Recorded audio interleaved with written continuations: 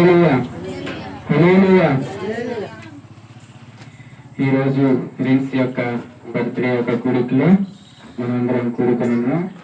చాలా సంతోషకరమైనటువంటి విషయం. ప్రతి ఒక్కరి జీవితంలో బర్త్డే అనేది చాలా ఇంపార్టెంట్. కొంతమందికి బర్త్డే అనేది తెలియదు, కొంతమందికి బర్త్డే ఎవరైనా చెబితే తెలుస్తుంది, అవునా కదా?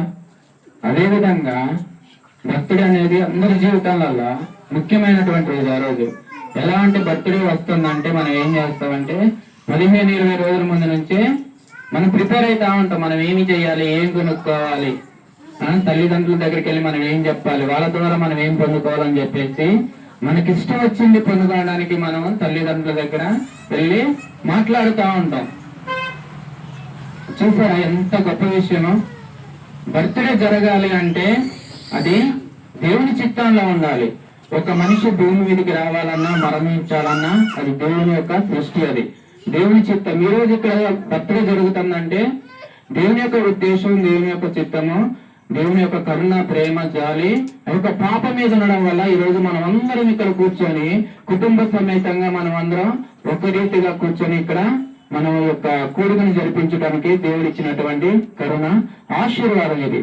ఇక మనం చూసుకున్నట్లయితే బైబిల్ గ్రంథంలో కీర్తనలు 139 అధ్యాయము 13వ వచనం చూసుకున్నట్లయితే ఒకసారి చదివి ఏం చేయండి. కీర్తన గ్రంథము 139 13వ వచనం. నేను పిండమునై ఉండగా నీ కన్నులు నన్ను చూచెను,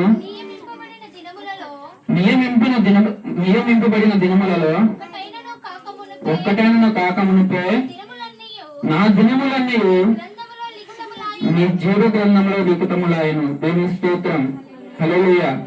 నేను పిండమునై ఉండగా, అంత మంచి మాట అన్నది.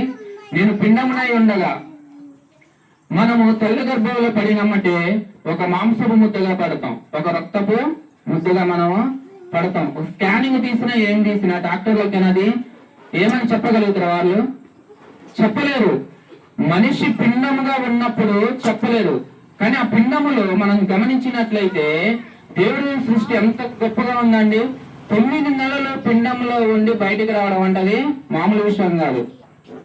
దేవుడు సృష్టి ఆ విధంగా చేశాడు. 9 నెలలు పిండముగా ఉండి 9 నెలలు బయటికి రావడం అంటే అది మామూలు విషయమా?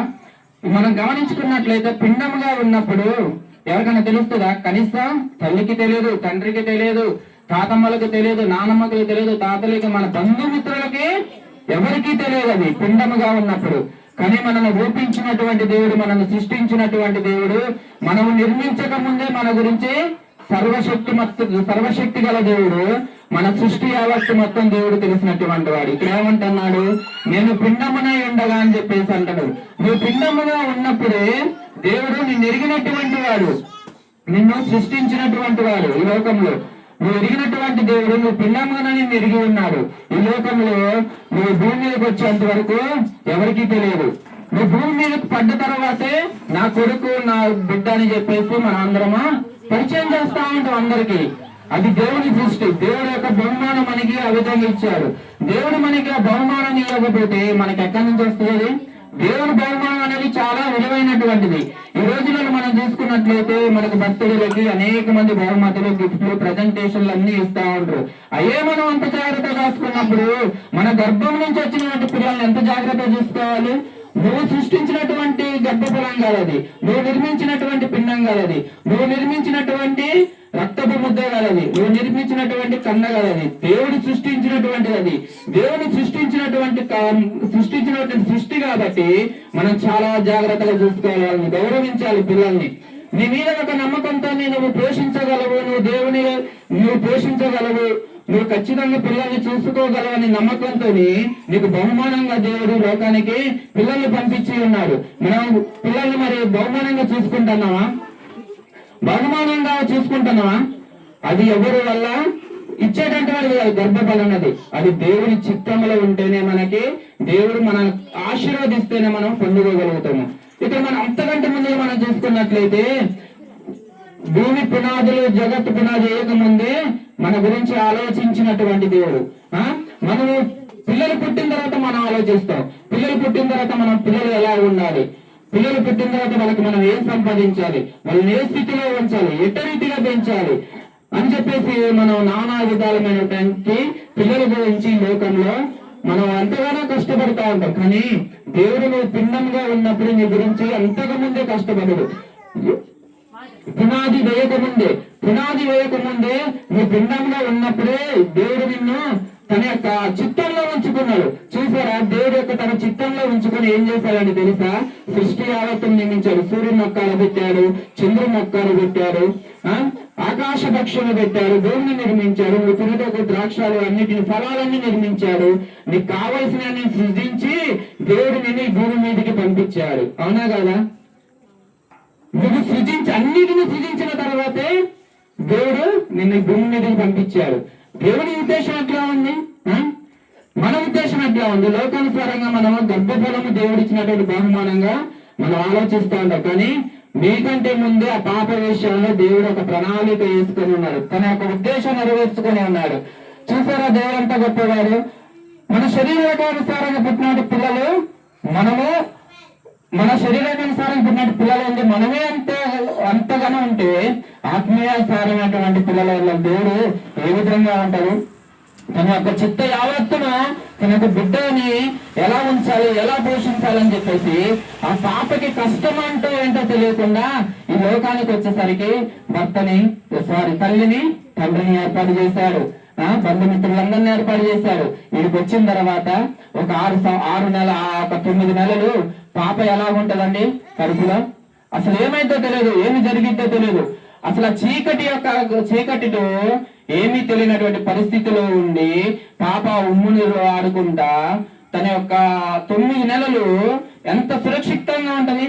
తల్లి ఎంత జాగ్రత్తలు తీసుకుంటది? తల్లి తీసుకునేటువంటి జాగ్రత్త కంటే దేవుడు తీసుకునేటువంటి జాగ్రత్త అధికంగా ఉంటది. నీ గర్భంలో దేవుడు నిన్ను ప్రేమించి ఇచ్చినటువంటి గర్భఫలము నువ్వు ఎంత జాగ్రత్త తీసుకుంటానవి దేవుడు సృజించినటువంటి దేవుడికి తెలియదా? ఎప్పుడు బహుమానం ఇయ్యాలో తెలియదా? ఎప్పుడు సృష్టించాలో తెలియదా? ఎప్పుడు నీ గర్భంలో ఉంచాలో తెలియదా? ఆ దేవుడికి ఇంకెంత జాగ్రత్తగా ఉండాలి, ఆ దేవుడు నీ మీద అంత ప్రేమగా ఉండాలి. నువ్వు లోకానుసారమైనటువంటి జాగ్రత్తలు నువ్వు ఉండొచ్చులే కానీ దేవుడు అంతకంటే జాగ్రత్త బిడ్డ మీద ఉంచాడు. బిడ్డ మీద ఉంచి 9 నెలల తర్వాత మనకి కనబడేటట్టు చేశాడు. ఇప్పుడు ఆ బిడ్డ ఎలా ఉందండి? 9 నెలలు. ఇప్పుడు 2 సంవత్సరాలు బ్యాక్ పోతే 2 సంవత్సరాల నుంచి అటు 9 నెలలు అంటే 9 నెలలు మనకి తెలియదు పాప. 9 నెలల తర్వాత డెలివరీ అయిన తర్వాతనే మనకి పాప గురించి మనకు తెలుస్తుంది. కానీ ఆ పాప ఆకారం ఏంది, ఆ పాప ఎలా ఉంటది, ఆ పాప పద్ధతులు ఏంది, ఆ పాప ఏ విధంగా ఉంటది అని చెప్పి ఒక ప్రణాళిక వేసుకొని దేవుడు భూమి మీదకి పంపించి ఉన్నాడు. మనం ఎలా ఉంటాం? పాపని నిర్మించినటువంటి దేవుడి యొక్క ప్రణాళికని తల్లిదండ్రులు అనేటువంటి వారు ఇక్కడ నెరవేర్చేటువంటి వారుగా ఉండాలి. దేవుడు ఏ ఉద్దేశంతోనైతే పాపని భూమి మీదకి పంపించాడో ఆ ఒక ఉద్దేశము తల్లిదండ్రులైనటువంటి వారు నిర్వర్తించే వారిగా ఉండాలి. ఈ రోజు మనం చూసుకున్నట్లయితే పాప 9 నెలలు అయిపోయిన తర్వాత ఫస్ట్ బర్త్డే అయిపోయింది, సెకండ్ బర్త్డే అయిపోయింది. ఇప్పుడు చెంగున గంతులు వేసుకుంటా మన మధ్యలో తిరుగుతుంది. చూసారా దేవుడు అంత అద్భుతకారం చేశాడు. ఈ లోకంలో ఆ బిడ్డకి ఎటువంటి ఒక కష్టం తెలియకుండా చుట్టూ సమకూర్చాడు. మొత్తం సమకూర్చి ఆ పాపని భూమి మీదకి తీసుకొని వచ్చున్నాడు దేవుడు. ఇంకా మనం చూసుకున్నట్లయితే అదే వచనాలు ఇంకా మనం చూసుకున్నట్లయితే ఇక్కడ చూడండి, నియమించిన దినములో ఒకటేనూ కాకమునుపే నా దినముల నేను నీ జీవ గ్రంథంలో లిఖితమై ఉన్నది. నియమించినటువంటి దినములంటే మనిషికి దీర్ఘాయువు అనేది కొన్ని సంవత్సరాలు అనేది కొంత సమయం ఉంటది. ఇక్కడ నియమించిన దినములు ఒకదానికి మనం చూసుకున్నట్లయితే ఒక వస్తువు చూసుకున్నట్లయితే ఎక్స్పైర్ డేట్ అనేది కనబడుతుంది. మ్యానుఫ్యాక్చరింగ్ డేట్, ఎక్స్పైర్ డేట్ అని ఉంటది. అది అయిపోయినామంటే మనం ఏం చేస్తాం? పడేస్తాం. కానీ దేవుడు చూసారా ఎంత ఆశ్చర్యకారుడు? మ్యానుఫ్యాక్చరింగ్ డేట్ ఒకటే చేశాడు. పుట్టక తయారు చేయడం చేశాడు. కానీ మరణం మన చేతుల్లో లేదు, దేవుని చేతుల్లో ఉంది. దినదినము మనము దేవునిలో బలపడుతూ ఉండాలి. దేవుని యందు భయభక్తులు కలిగి ఉండాలి. దేవుని చిత్తం వైపు చూడాలి. ఆ యొక్క దినములన్నీ దేవుడు మనం పుట్టక మునిపే, మనం ఈ భూమి మీదకి రాక మునిపే, తల్లి గర్భంలో పడక మునిపే దేవుడు అన్ని తన యొక్క జీవ గ్రంథంలో లిఖించబడి ఉన్నాడు. చూసారా దేవుడు ఎంత గొప్పవాడు? నీ కోసం ఒక ప్రణాళిక వేసుకొని నీ యొక్క ఒక తలంపు ఉంచుకొని భూమి మీదకి దేవుడు పంపించాడే. ఈ రోజు మనం ఎంత కృతజ్ఞులం అండి. ఆ పాపను బట్టి మనం ఈ రోజు ఒక కృతజ్ఞత కూడిక, ఒక బర్త్డే యొక్క ప్రార్థన కూడిక జరిపించుకుంటున్నామంటే దేవుడు మన ఎలా చేసినామంటే ఆశ్చర్యకార్యము. ఇక్కడ మనం చూసుకున్నట్లయితే ఇది యెహోవా ఏర్పాటు చేసిన దినము. అది చూడండి, ఇది యెహోవా కీర్తనలు 118 24 వచనం. ఇది యెహోవా ఏర్పాటు చేసిన దినము, దీని యందు మనం ఉత్సాహించి సంతోషించడము. హల్లెలూయా. ఇది ఎప్పుడో దేవుడు ఏర్పాటు చేసినటువంటి దినము. మనకి ఇప్పుడే తెలుసది దినం అనేది. మనం పాప డెలివరీ అయ్యి బయటకు వచ్చిన తర్వాతనే గుడి అడుగులు వేసుకుంటా ఆ సంవత్సరం వెళ్ళిన తర్వాతనే మనకు తెలుస్తుంది సంవత్సరం అయిపోయిందని. కానీ ఎప్పుడో ప్రణాళిక వేసి ఉన్నాడు. ఇది ఏర్పాటు చేసినటువంటి దినము.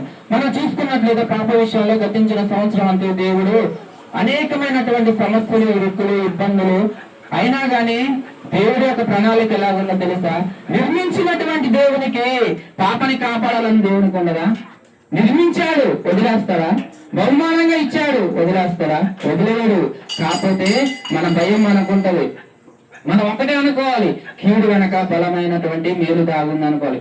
అనేక సమస్యలు ఎదుర్కొన్నారు, ఇబ్బందులు పడ్డారు, కానీ వాటిని అన్నిటినీ జయించారు, ఎదుర్కొన్నారు, పోరాడారు. ఈ రోజు సాతాన్ని జయించి, మరణాన్ని జయించి పాప మా యొక్క దేవుని దగ్గర సజీవ రెక్కల చాటున భద్రపరిచింది. మీరు చేసినటువంటి ప్రార్థన మీకు కాపుదలగా ఉంది. దేవుడు ప్రార్థన ఆలకించాడు, విన్నాడు. అందుకే దేవుడు తన యొక్క రెక్కల చాటున కాచి కాపడి మరణ పడకల నుంచి లేపుకొని వచ్చి దేవుణ్ణి ఒక నూతన సంవత్సరంలో మన మధ్యలో నిలబెట్టి ఉన్నారు. హల్లెలూయా. ఇది ఏర్పాటు చేసినటువంటి దినం కదా, మనం ఎంత సంతోషంగా ఉండాలి. ఇది ఏర్పాటు చేసినటువంటి దినం కాబట్టి దీన్ని అన్ని మనం అందరం సంతోషించి ఆనందించాలి. చూసారా, ఎక్కడెక్కడో ఉండవలసినటువంటి వారము ఈ రోజు నిలిసి బర్త్డే వల్ల మనం ఎక్కడెక్కడో ఉండాల్సినటువంటి వారు మనం అందరం కలిసి ఒక్కడ కూర్చొని దేవుని స్తుతించుతున్నాం. ఆరాధించుటకు దేవుడు మనకి ఇచ్చినటువంటి యోగ్యత ఎంత గొప్పదండి. ఇంకా అదే విధంగా మనం చూసుకున్నట్లయితే కీర్తనలు 27:3 చూడండి. కీర్తనలు 127:3. కుమారులు యెహోవా అనుగ్రహించే స్వాస్థ్యము, గర్భఫలము ఆయన అనుగ్రహించే బహుమానమే. హల్లెలూయా. కుమారుడే గాని కుమార్తె గాని అది దేవుడు అనుగ్రహిస్తేనే మనకు కలుగుతుంది. నమ్మిన వారు హల్లెలూయా చెప్పండి. దేవుడు అనుగ్రహించకుండా మనకి జరుగుతుందా? జరగదు. దేవుడు ప్రణాళిక ఒకళ్ళ మీద ఉందంటే దేవుడు ఖచ్చితంగా అది చేసేంత వరకు నిన్ను విడిచిపెట్టడు. నువ్వే స్థితిలో ఉన్నా సరే, నువ్వే సమయంలో ఉన్నా సరే, ఏ సందర్భంలో ఉన్నా సరే, నీ మీద ఒక ప్రణాళిక దేవుడి మీద ఉంటే, నీ యొక్క ప్రణాళిక దేవునికి యొక్క నీ మీద ప్రణాళిక ఉన్నట్లయితే నువ్వు ఏ స్థితిలో ఉన్నా, ఏ పరిస్థితిలో ఉన్నా దేవుడు నిన్ను విడిచిపెట్టడు. ఒకసారి చదవండి మళ్ళీ. కుమారులు యెహోవా అనుగ్రహించే స్వాస్థ్యము, గర్భఫలము ఆయన ఇచ్చే బహుమానము. హల్లెలూయా. అది బహుమానం అనేది దేవుడు ఇచ్చాడు. ఈ లోకానుసారంగా మీరు శరీరాలకు అనుసారంగా మీరు పిల్లల్ని కనుండొచ్చులే కానీ అది దేవుడు ఇచ్చినటువంటి గాడ్ గిఫ్ట్. అది దేవుడు ఇచ్చినటువంటి గాడ్ గిఫ్ట్. అది దేవుడు కనుక మీకు పిల్లల్ని ఇవ్వకపోతే ఆ బహుమతి మీకు వచ్చేది కాదు. ఆ బహుమానం పొందుకోవాలంటే చాలా మన అదృష్టవంతులై ఉండాలి. ఆ బహుమానం పొందుకున్న తర్వాత మనం ఎలా ఉండాలో తెలుసా? నువ్వు దేవుణ్ణి ఎలాగైతే ప్రేమిస్తున్నావు, దేవుణ్ణి అదే విధంగా అయితే గౌరవిస్తున్నావు, దేవుని ఎడల ఎలాగైతే భయభక్తులు కలిగి ఉన్నావో వాటన్నిటి విషయాల్లో కూడా పిల్లల్ని కూడా నువ్వు అదే విధంగా చూసుకోవాలి. ఎందుకంటే మరి నీకు గర్భఫలంగా కుమారుని కుమార్తెని ఇచ్చిన అది బహుమానం. అది లోకంలో నీకు బహుమానం ఇచ్చినప్పుడు కాబట్టి నువ్వు ఎంత జాగ్రత్తగా చూసుకోవాలి, చాలా జాగ్రత్తగా చూసుకోవాలి. అది జాగ్రత్తగా చూసుకున్నట్లయితే దేవుడు నిన్ను బట్టి సంతోషిస్తా ఉంటాడు. ఈ లోకాన్ని చూసుకున్నట్లయితే దేవుని పిల్లరా, పిల్లలంటే ఎవరికి కొంతమందికి అయితే అసలు లెక్క ఉండదు. పేరుకి కంటానికి కంటలే గాని పిల్లల్ని పెంచే విధానం తెలియదు, ఎలా పెంచాలో తెలియదు, ఎలా ఉండాలో తెలియదు, ఎలా భయభక్తులు కలిగి దేవునిలో పెంచాలని తెలియదు. కన్నమా వదిలేసినమా అన్నట్టే ఈ రోజులు పరిస్తున్నాయి. కానీ మనం దేవుని ఎరిగినటువంటి వారం కాబట్టి దేవుని యందు భయభక్తులు కలిగి పెంచాలి. బాలుడు నలవ వచ్చిన తోన వాడికి నేర్పుము, వాడు పెద్దగా అయినప్పుడు దాని నుంచి తెలియబడని బైబిల్ గ్రంథంలో మనం చూస్తున్నాం. ఇక్కడ మనం చూసుకున్నట్టయితే బాలుడు నడవలసిన త్రోవ అది ఎక్కడి నుంచి వస్తుందండి? బాలుడు నడవాలి అంటే ఆ త్రోవ మనకి ఎక్కడి నుంచి వస్తుంది? తల్లిదండ్రులు అయినటువంటి వారు సరైనటువంటి మార్గంలో నడవాలి. సరైనటువంటి మార్గంలో నడిస్తేనే మీ వెనకాల ఉన్నటువంటి మీ బాలుడే గాని, మీ కుమార్తె గాని, మీ యొక్క కుటుంబంలో గాని మీరు నడిచేటటువంటి విధానం సరైనటువంటి విధానం అయితే ఆ యొక్క నడవడికలో నడుస్తారు. మీరు పొద్దున్నే లేచి ప్రార్థన చేయండి, మీతో పాటు ఏకీభవించుతారు. మీరు దేవుని సన్నిధిలో మీరు బైబిల్ చదవండి, మీతో పాటు బైబిల్ చదువుతారు. ప్రతి క్షణము మనము దేవుని యొక్క భయభక్తులు కలిగి పెంచినాం అనుకోండి, మన పిల్లలు కూడా అదే విధంగా పెరుగుతారు. పిల్లలు బాగుపడాలన్నా చెడిపోవాలన్నా తల్లిదండ్రులే బాధ్యులు. మీరు నడిపించే విధానం సరైనటువంటిది అనుకోండి, బాగుపడతారు. మీరు నడిపించే విధానంలో ఏమన్నా అటు ఇటు కాకుండా ఏమన్నా లోటుపాట్లు ఉన్నాయి అనుకోండి, పిల్లలు చెడిపోయే అవకాశాలు చాలా కనబడుతున్నాయి. ఈ రోజులలో మనం గమనిస్తున్నాం, పిల్లలు చెడిపోతూ ఉన్నారు. చిన్నప్పుడు మనం చూసుకున్నట్లయితే ఒక తల్లిదండ్రులు ఒక సమయం వరకు పిల్లల్ని కాపాడుతూ ఉంటారు. కానీ వీడు పెద్దవాళ్ళు అయిన తర్వాత యవ్వన కాలంలోకి వచ్చిన తర్వాత పిల్లలు తండ్రిదండ్రుల మాట వినటువంటి వారుగా వారి ఇష్టానుసారమైనటువంటి వారి జీవితంలో వెళుతూ తల్లిదండ్రులకు బాధపడుతూ తల్లిదండ్రులు ఏడిపిస్తూ తల్లిదండ్రులకి హృదయానుసారమైనటువంటి ఏడుపును మిగిలించేటటువంటి వారుగా చాలా మంది పిల్లలు ఈ రోజులలో కనబడుతున్నారు. కానీ మన పిల్లల్ని ఆ విధంగా పెంచుకోకూడదండి. ఈ లోకాన్ని చూసినట్లయితే ఈ లోకానికి మాదిరిగా మనం పెంచకూడదు. ఈ లోకానికి వ్యతిరేకంగా పెంచాలి. మన పిల్లల్ని వాక్యానుసారంగా పెంచాలి, వాక్యంలో పెంచాలి. వాక్యంలో పెంచినట్లయితే మన పిల్లలు సరైనటువంటి విధంగా ఉంటారు. పిల్లలకి మన మాదిరిగా ఉండాలి. మన పిల్లలకి ఏ విధంగా మాదిరిగా ఉండాలి? ఆదర్శ దంపతులుగా ఉండాలి. మీరిద్దరు ఎక్కడున్నా సరే ప్రేమ కలిగి ఉండాలి. ఎక్కడ ఉన్నా కానీ ప్రేమ కలిగి ఉండాలి. ఎంతమందిలో ఉన్నా ప్రేమ కలిగి ఉండాలి. దేవుని భయభక్తులు కలిగి ఉండాలి. ప్రార్థనకి వెళ్ళినా సరే, మందిరానికి వెళ్ళినా సరే భార్య భర్తలు ఇద్దరు కలిసి మందిరానికి వెళ్లే వారిగా ఉండాలి. మీరు కనుక ఆదర్శవంతమైన దంపతులుగా మీరు కనబడినట్లయితే మీ పిల్లలకి ఎవరు రోల్ మోడల్ తీసుకుంటారండి? పేరెంట్స్ తీసుకుంటారు. మీరు గనక దారి తప్పిపోయారనుకోండి, పిల్లలని కాపాడేటటువంటి వారు ఎవరూ ఉండరు. మీరు సరైనటువంటి విధంగా నడవాలి. ఇంతకాలం మీరు ఆ విధంగా నడిచారో నాకు తెలియదులే, కానీ నేను చిన్నవాడినే కావచ్చు, ఇక నుంచి చిన్న పిల్లలు కాబట్టి ఇప్పుడు 6 సంవత్సరాల పిల్లల వరకు మనం ఎంతగానో మనం ఎంత బుద్ధ తెచ్చినా ఎంత చెప్పినా సరే మనం చెప్పితే వింటారు. వాళ్ళు కొద్దిగా సమయము వాళ్ళు పెద్దవాళ్ళు అవుతున్నప్పుడు వాళ్ళు వినే విధంగా ఉండరు. అందుకని తల్లిదండ్రులు అయినటువంటి వారు ఏం చేయాలి? దేవునికి దగ్గర భయభక్తులు కలిగి ఉన్నట్లయితే పిల్లలు కూడా ఆటోమేటిక్ గా దేవుని యొక్క భయభక్తులు కలిగి ఉంటారు. అవునా కదా? ఈ లోకానికి దేవుడు మరి వాళ్ళని ఏ విధంగా పంపించాడండి? ఈ లోకానికి దేవుడు వాళ్ళని ఏ విధంగా పంపించాడు? తెల్లని కాగితంలాగా ఒక మరకను ఒక మత్స్యను లేకుండా తెల్లని కాగితంలాగా మన మధ్యకి పంపించాడు. మనం అదే విధంగా చూసుకోవాలి పిల్లల్ని. మనకి పంపించిన బహుమానాన్ని మన ఇష్టానుసారమైన జీవితంతో గడిపి మన ఇష్టానుసారమైనటువంటి ఆలోచనలు పడి నల్లని కాగితాలుగా మనం మార్చబడ్డ వాళ్ళని దేవుడు మనల్ని శిక్షిస్తాడు. ఎందుకంటే నేను ప్రేమించి తెల్లని కాగితంగా పిల్లల్ని నీ దగ్గరికి పంపించినప్పుడు నువ్వు ఏ విధంగా అయితే తెల్లని కాగితంగా ఉన్నావో పిల్లని కూడా అదే విధమైన తెల్లని కాగితంగా మార్చాలి. నీ లోకానుసారంగా పోయి నల్లని కాగితంగా మారిపోయాం అనుకోండి, పిల్లలు కూడా అదే విధంగా మారిపోతారు. ప్రియమైన బిడ్డలారా, నేను ఒక మాట చెప్పి నేను ముగిస్తాను. ఒక 6 సంవత్సరం ఒక చిన్న సమయంలో ఉన్నప్పుడు మన ఒక 6 సంవత్సరాలు కానీ 7 సంవత్సరాలు కానీ ఎవరి మాట వింటారండి? తల్లిదండ్రుల మాట ఖచ్చితంగా వింటారు పిల్లలు. ఏ విధంగా పెంచాలంటే మనం నించున్నా పడుకున్నా లేచినా ఏం చేసినా దేవుని మాటలు చెబుతూ పెంచాలి. మీ యొక్క గర్భంలో ఉన్నప్పుడు 6 నెలల నుంచి పిల్లలు మన యొక్క హృదయాల్లో మనం మాట్లాడే వింటుంటారు తెలుసా? ఆనాడు మనకు బైబిల్ గ్రంథంలో చూసుకున్నట్లయితే పిల్లలకి కథలు చెప్పాలంటే మన పితరులు అయితే ఎవరైతే ఉన్నారో వారి గురించి చెప్పి వాళ్ళని పిల్లల్లో ఉన్నప్పుడు వాళ్ళని బలపరుస్తూ ఉంటారు. ఎందుకంటే వారు కూడా ఆ విధంగా తయారవుతారని. చూసారా దేవుని బిడ్డలారా? వారు అంత ఆతృత కలిగి ఉన్నప్పుడు మనమైతే ఏ విధంగా ఉండాలి? లోకంలో ఉన్నప్పుడు తామర పువ్వు ఎలాగైతే బురదలో ఉండి తన యొక్క వ్యక్తిత్వాన్ని అది కాపాడుకుంటుందో, మురికి అంటకుండా అదైతే ఎలాగైతే జీవిస్తుందో, మనం కూడా అటువంటి తామర పువ్వులాగా ఉండాలి. మన పిల్లలు కూడా అటువంటి తామర పువ్వులాగా చేసినట్లయితే దేవుడు మనల్ని ఆశీర్వదిస్తాడు, సంతోషిస్తాడు. ఈ యొక్క మాటలు దేవుడు దీవించి ఆశీర్వదించును గాక.